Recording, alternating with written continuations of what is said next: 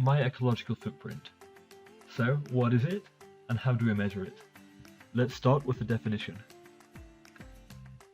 The ecological footprint quantifies our demand on nature by measuring how much productive land and sea is required to regenerate the resources depleted by human consumption. To calculate this, we can assess consumption at an individual, community, or countrywide level by measuring the impact of the food we eat, the places we live, how we travel, and how often we purchase goods and services.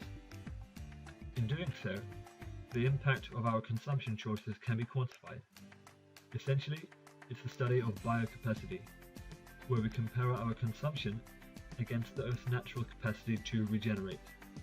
However, current trends in resource use tell us that we are consuming at an unsustainable rate.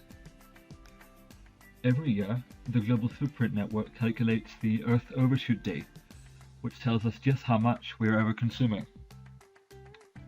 In 2013, the Overshoot Day was on August the 19th. This date indicates when we have used up our resources for the year. As a result, mankind requires more resources than the Earth can offer, 1.5 times more in fact. Think of this outcome like a bank account. For the first half of the year, we lived on our natural revenue. After that, we have spent our capital. So what about me? Is my lifestyle sustainable? Well, after some quick calculations, it is clear that the answer is no. Taking into account what I eat, my travel choices, my home, and my purchase of goods and services, it is clear that my lifestyle has a big impact on the planet. If everyone lives the way I do, we would require 2.9 Earths. This outcome raises a few questions. How do we address the issue of overconsumption?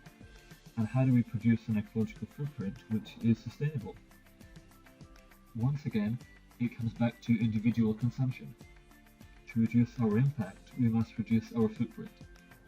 This means paying closer attention to what we consume. Where possible, we should try to use more public transport, buy less stuff, eat less energy-intensive meat. Small changes can make a big difference. In doing so, small changes can allow us to increase the Earth's biocapacity by reducing our impact and, of course, our ecological footprint. This results in a healthier and happier planet.